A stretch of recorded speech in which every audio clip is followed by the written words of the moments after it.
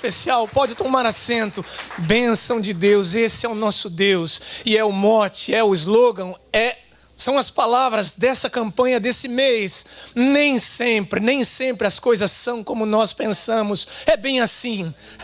Quando você pensa que está terminado, ele recomeça. Porque o poder e a glória estão nele, são dele, são para ele. É ele que faz todas as coisas. Por isso a ele seja a glória, pelas bênçãos sem fim. O Eclesiastes 9:11, que é o assunto desses 5 domingos. E não se preocupe, amanhã é feriado, mas eu também não vou me estender.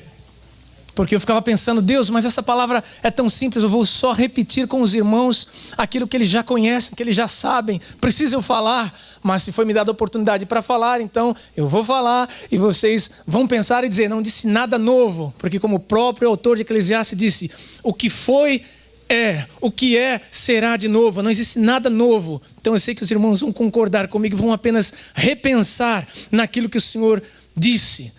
E a razão desse nem sempre é que demonstra para nós às vezes que se nós seguirmos uma lógica, se nós formos por um caminho, o resultado já é certo. Se eu tomar todas as medicações, eu serei curado. Se eu me espelhar e andar num bom caminho, meu fim será bom. Se eu fizer isso de maneira regrada, nada acontecerá comigo. Mas nós vivemos no mundo e nós levamos uma vida e nós temos uma vida que está nas mãos do Senhor e Ele mesmo pôs dessa forma. Porém, há um segredo de Deus, há um segredo em Deus, que nem sempre as coisas são como nós pensamos. Nem sempre aqueles que se acham tão santos e perfeitos não serão abalados. Sabe por quê? Porque na lei de Deus, na história de Deus, na regra do Senhor, cabe um cantinho para um milagre para que ele seja glorificado. Porque se as coisas fossem exatamente na medida, se as coisas fossem exatamente como nós fazemos e somos, qual seria o mérito de Deus nisso?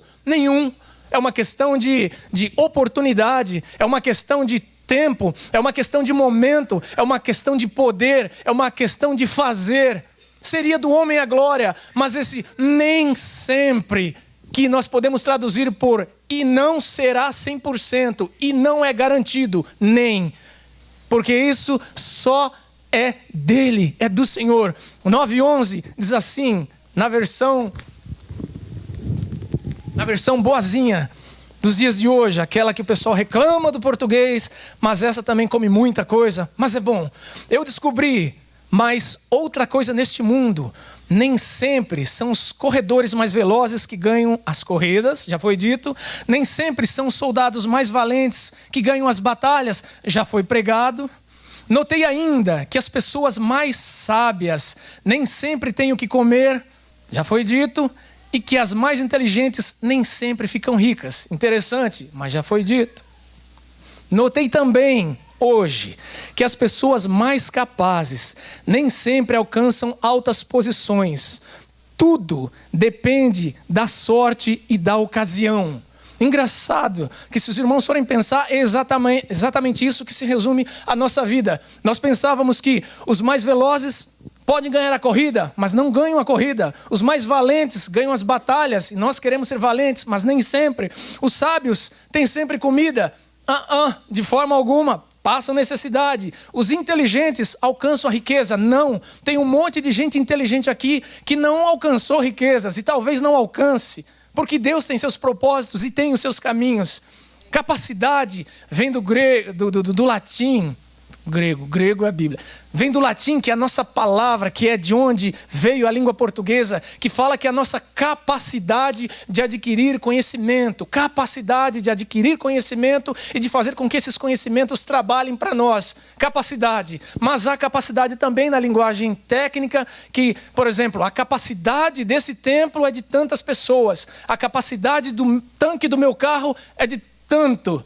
A capacidade, mas aí já está falando de uma coisa fechada que aguenta uma certa quantidade, capacidade. Também tem na física a capacidade de dilatação de um corpo, ou na eletricidade a capacidade da corrente elétrica para não dar choque, para não dar curto-circuito, mas não são essas capacidades técnicas que o autor de Eclesiastes fala nessa manhã, quando ele diz que nem sempre, e não será 100%, as pessoas mais capacitadas que estarão em postos elevados. Aí a nossa pergunta seria, como eu já disse, mas se eu estudar, se eu me esmerar, se eu me aplicar, se eu fizer o máximo que eu puder, isso não é garantia que eu vá chegar naquele ponto? Isso é justo? É justo. É muito justo. Não, não é justo. Por que não é justo? Porque eu estudei tanto, porque eu mereço. Mas irmãos, como a irmã Marilyn disse nessa manhã, como o Fábio e Tati testemunharam nessa manhã, não é uma questão de mérito, é uma questão de Deus fazer da nossa vida alguma coisa que lhe traga glórias e honra ao nome. É um aprendizado nosso. Nem sempre as pessoas mais capacitadas estarão em postos elevados. Primeiro, eu aí fiz algumas citações, mas são minhas, que eu pensei, porque uma pessoa altamente capacitada nem sempre vai chegar no lugar que lhe é devido, por causa do orgulho, por causa da arrogância, por causa da soberba. Muitas vezes nós nos capacitamos, nós nos preparamos, nós recebemos de Deus alguma coisa que nos fará ser alguém ou nos aproximarmos de uma determinada situação para gerenciar, para dirigir, para estar lá. Mas a arrogância, a soberba, o eu, nos farão não dar glórias a Deus. Então nem sempre as pessoas mais capacitadas estarão lá. Aí você vai dizer, mas eu não sou soberbo, eu não sou arrogante. Não precisa. Você não precisa ser 100% disso ou estar totalmente assim. Mas no curso desse mundo, dentro da mente, do coração de Deus, que conhece todas as coisas, Ele sabe que essas pessoas poderão desenvolver sim o orgulho e a arrogância quando estiverem lá num posto elevado. E aí o que acontece? Acontece o que nós vemos muitas vezes em diversas nações. A África, por exemplo, é um dos continentes em que pessoas altamente capacitadas chegam em postos capacitados, mas quando chegam nos postos de capacitação, que é para servir, que é para ajudar, se corrompem. Nem sempre. Já seria então um outro ponto. O orgulho. As pessoas que são levadas a um posto alto, que se prepararam, às vezes elas não chegam lá porque Deus sabe que irão se corromper. Nós temos muitos e muitos exemplos. Não precisa nem estar só na África, mas em qualquer lugar do mundo, América Central, América Latina, pessoas capacitadas roubam, pessoas capacitadas matam, pessoas capacitadas fazem leis injustas, pessoas capacitadas acabam se corrompendo por causa dos prêmios desta vida. A Suprema Corte aqui é grande. Quantos advogados se formam em Harvard, em Yale, tantas faculdades, as melhores, mas apenas 9 podem chegar à Suprema, ao top. 9. Então não adianta estudar, fazer doutorado, pós-doutorado, fazer cursos de extensão, ter a parede abarrotada de diplomas, porque não cabe tantas pessoas nas posições mais elevadas. Nem sempre poder-se-ia preparar todo mundo, mas nem sempre todos os preparados chegarão lá. Quantas pessoas melhores do que nós, quantas pessoas com uma capacidade intelectual, com uma capacidade financeira maior do que a nossa, nunca pisaram nos Estados Unidos, nem o farão. Por quê? Porque nem sempre as coisas são como nós pensamos. Mas Deus é injusto. Não, Deus não é injusto. Deus tem o seu padrão e a sua medida diferente da nossa. E é isso que equilibra o mundo, porque se todas as coisas fossem de acordo com a nossa medida, irmãos, aí sim a coisa estava desequilibrada. Porque nós temos os nossos gostos, nós temos as nossas preferências, nós temos os nossos quês a mais ou a menos. Nós gostamos de uma coisa, mas para alguns nós não gostamos mais daquela coisa. Então haveria um desequilíbrio. Deus é equilibrado, Deus é constante, o Senhor é correto. Por isso que Ele não permite que todos cheguem ao mesmo posto, porque não cabe, não existe vaga para todo mundo. Um outro ponto, por que nem sempre as pessoas mais capazes alcançam altas posições?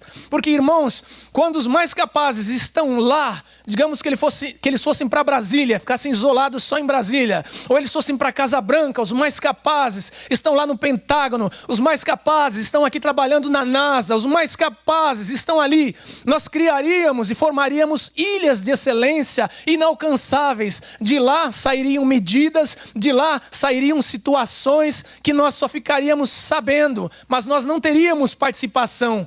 Mas saiba você que no nosso meio, Deus não permitiu que muitos de nós chegássemos lá, porque Ele quer usar a nossa capacidade, a nossa inteligência, o nosso melhor no nosso meio. Nós estamos cercados de gente capaz, nós estamos cercados de gente com tremenda capacitação de Deus, que é para abençoar a situação, momento, lugar e o meio em que nós vivemos. Não se sinta o mais pequeno. Não pense que no meio do povo de Deus existem pessoas incapazes, as pessoas mais fracas, as pessoas com menos talento. Percebam os nossos cultos como são cultos dignos de nota. Se você fosse pagar, se você fosse dar uma nota, você diria, não, esse deve ter saído da melhor faculdade de música. Não, o Mazinho deve ter aprendido o cântico mais do que o Pavarotti. Excelente. Olha, a ministração, a oralidade, a maneira como os irmãos falam e abençoam a minha vida. Que preço há isso? Que preço há para isso? Vem de Deus que capacita. Necessariamente não há um homem que tenha de ser chamado de o mais excelente, o mais douto, o mais inteligente, apenas nas cortes, apenas nos hospitais, apenas nos lugares que nós achamos e consideramos como lugares de excelência. Irmãos, aqui no nosso meio existe gente muito capacitada, mas sabe por que você não chegou lá? Porque Deus te queria aqui no nosso meio para nos abençoar. Em São Paulo, na Avenida Paulista, isso até virou folclórico, eu nem sei mais se tem depois de tantos anos aqui, mas havia um boteco, não era um boteco, uma lanchonete ou alguma coisa assim do tipo, que chamava O Engenheiro que Virou Suco. Ele se graduou em engenharia, e os irmãos sabem que todo brasileiro gostaria de ser médico, gostaria de ser advogado, né? Porque são as áreas que dão destaque. Ou doutor engenheiro, gostar de matemática longe, medicina, direito. São algumas das áreas que as pessoas gostam. E no Brasil havia um boom de engenheiros, e há necessidade ainda de muitos engenheiros. Os países que mais se desenvolvem são os que têm um índice de engenharia altíssimo, porque engenheiro, ou pessoalzinho metido a besta, que gosta de matemática e física, que nós estamos por aqui, mas eles conseguem ver tudo de maneira matemática, de maneira exata, de maneira sem sentimento. Então, tecnicamente, os países desenvolvidos precisam de engenheiros, precisam de pessoas que saibam lidar com esse tipo de situação, independente de sentimento. Então é engenheiro em mecatrônica, engenheiro civil, engenheiro. E lá no Brasil, então, nessa época se formou um engenheiro na USP. Mas ele não conseguiu emprego. E o emprego inicial de engenheiro já é alto, já é bom, já é um bom dinheiro. Ele ficou tão frustrado de ficar entregando currículos, de ter as portas fechadas e de não conseguir o emprego que ele queria. E quando conseguia, não era a remuneração que ele achava que merecia, que ele resolveu desistir, colocou o seu diploma embaixo do braço, aposentou e abriu uma casa de sanduíches na Avenida Paulista. Abriu uma casa de sucos naturais. E pensa que ele não ficou milionário com isso? Ficou. Abençoou muita gente porque virou piada lá, mas todo mundo ia lá naquela casa para o engenheiro que virou suco. Ele mesmo fez piada da situação dele, mas ele tinha para si de que, olha, eu não vou me frustrar. Eu sou quem sou, mas eu vou para frente.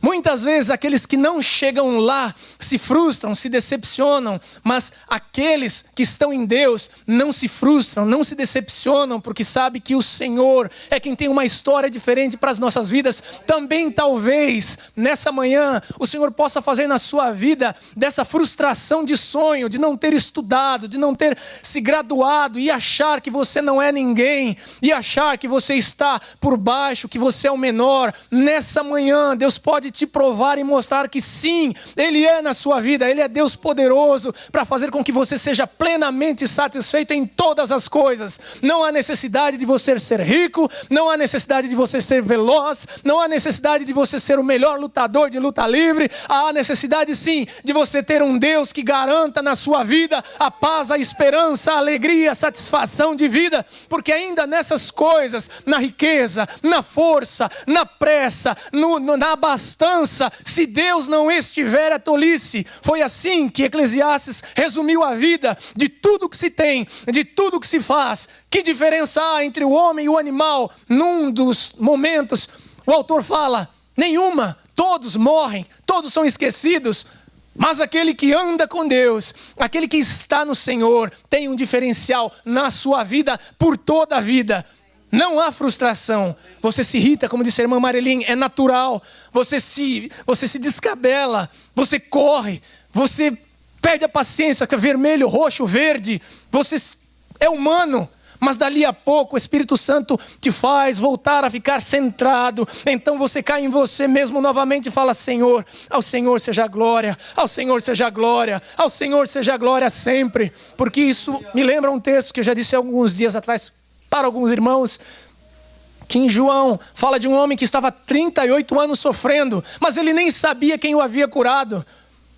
Jesus fala, dá todo um discurso para ele: mas é porque você está aqui há 38 anos, vem alguém pulando antes de mim, e sabe, Senhor, então não sou curado, estou aqui, talvez eu passe mais tempo, blá, blá, blá, blá. E Jesus falou: o que você precisa? Senhor, eu preciso de cura. Então Jesus fala: pega a tua cama e anda. Ele pega a cama, vai andando, e de repente no meio do caminho alguém para ele lá, e há uma multidão, sempre vai haver uma multidão para questionar o que Deus faz na sua vida, para dizer que é o contrário. E eles falam para aquele homem: você sabe que hoje é sábado, que você não pode levar a sua cama. Por que você está levando a sua cama? Ele disse: olha, eu não sei qual é o dia, eu não sei bem qual é a lei, embora eu tenha aprendido, mas aquele que me curou disse: pega a tua cama e vai, e eu estou curado. Isso é importante.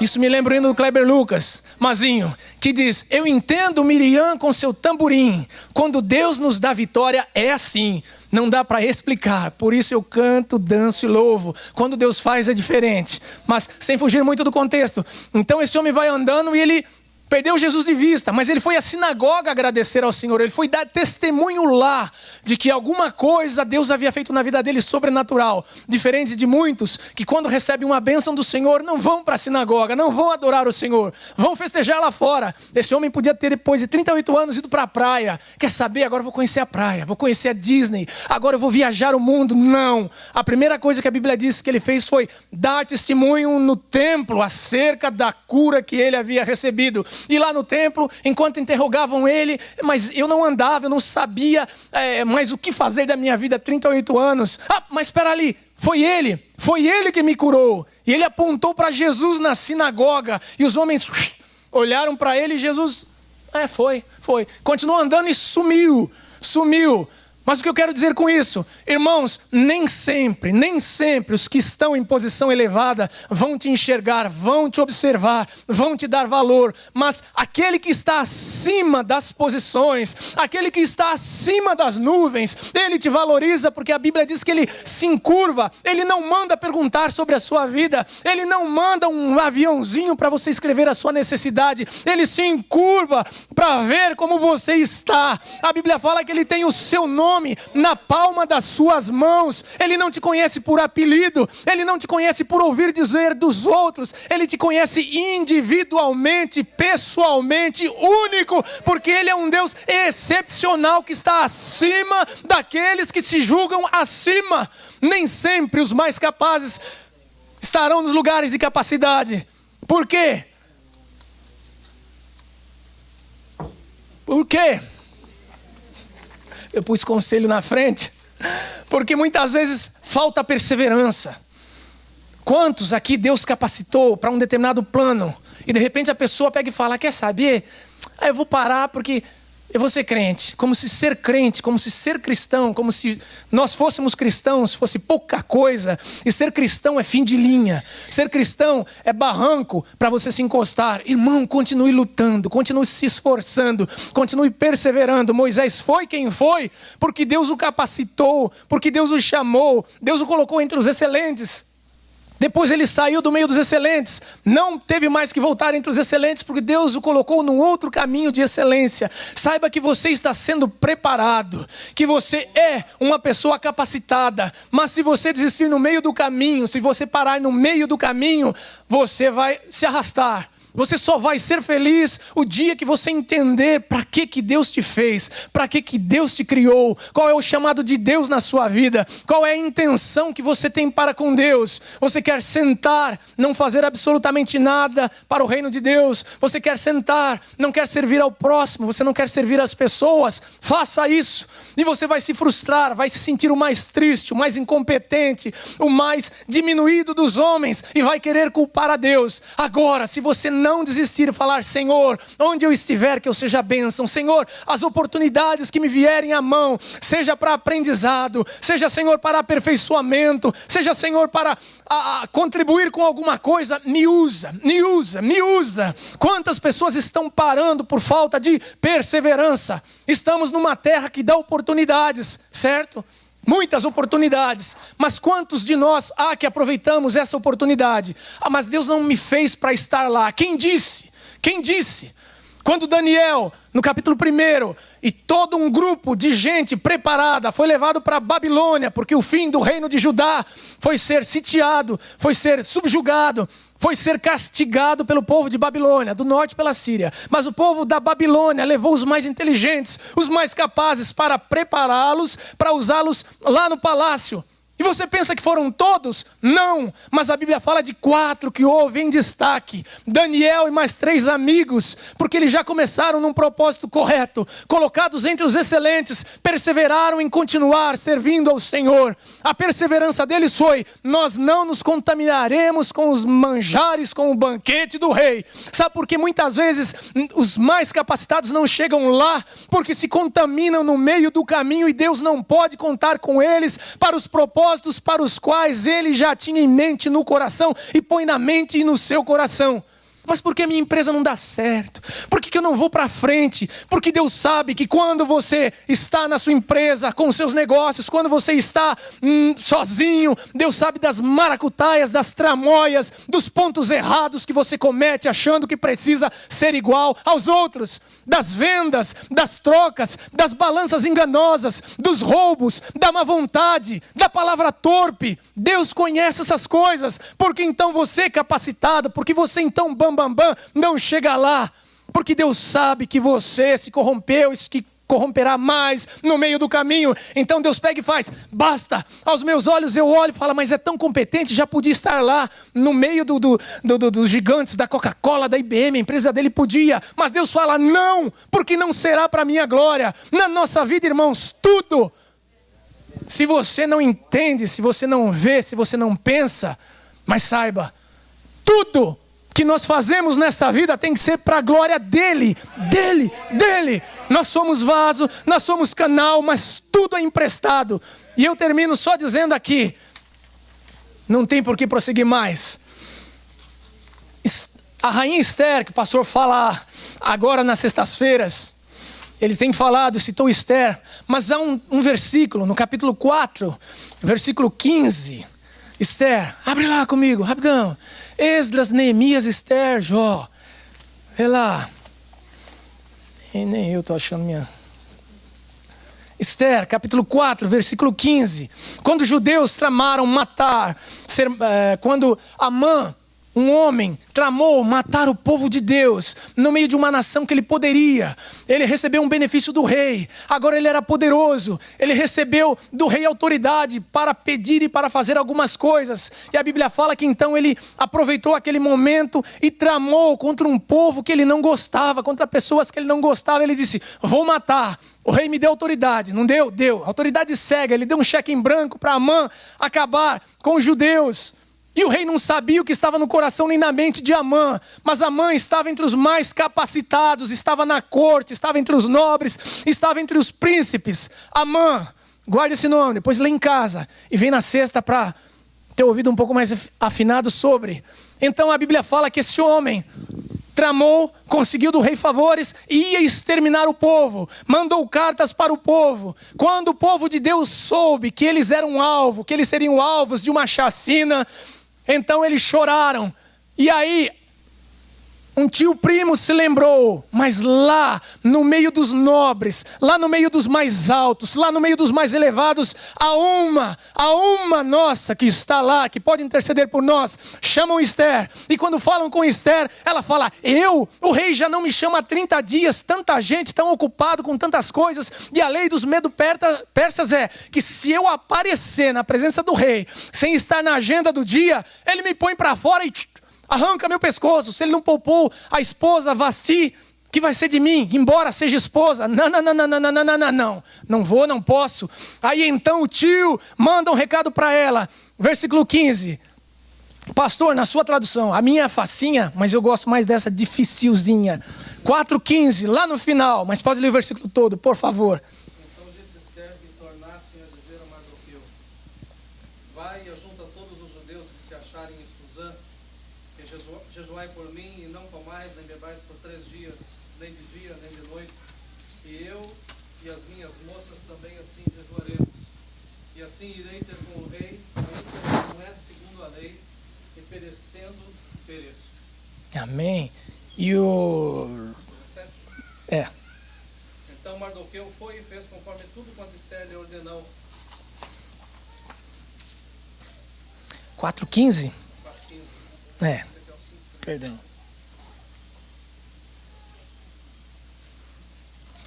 5, Então o 3. rei lhe disse: que é o que tens, rainha Ester? Ou qual é a tua petição?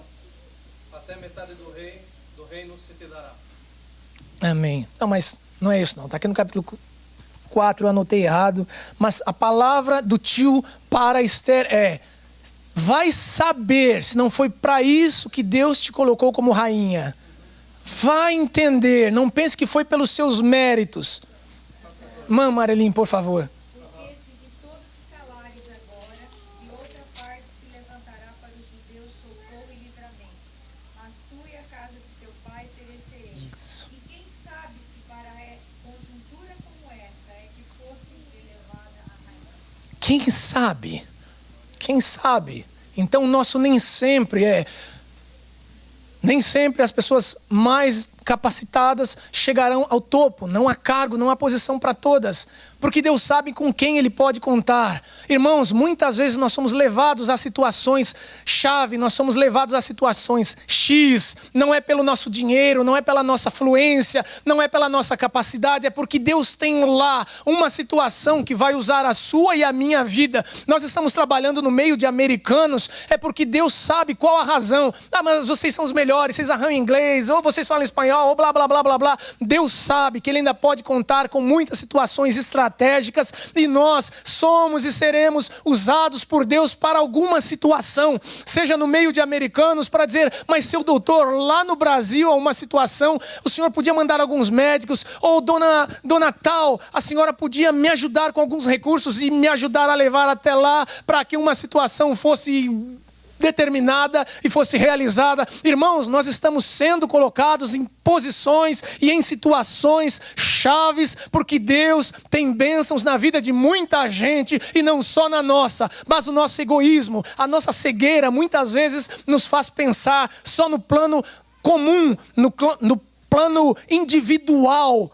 Porque se 75% das nossas orações não fossem ocupadas com os nossos problemas, mas com os problemas dos outros, Deus nos colocaria em destaque nas posições chaves para que a glória seja dele. Nem sempre os mais capazes alcançarão os altos cargos, porque há uma deficiência no coração, há uma deficiência na mente, mas o povo de Deus precisa se sacudir, o povo de Deus precisa ter no coração e nessa mesma mente que há espaço para que Deus trabalhe. A nossa mente, o nosso coração não podem ser campo de batalha apenas para pecados, para vícios, para maldades, para destruição. A nossa mente, o nosso coração tem que se tornar um campo fértil para que a glória de Deus venha sobre a nossa vida, porque basta um homem para que histórias sejam mudadas, basta uma mulher para que a vida de muitos generais sejam transformados, basta a vida de um ancião para que muitas guerras sejam evitadas, basta a vida de um jovem para que a glória do Senhor no meio da fornalha seja vista por muitos. Há necessidade de que a glória de Deus esteja na minha e na sua vida.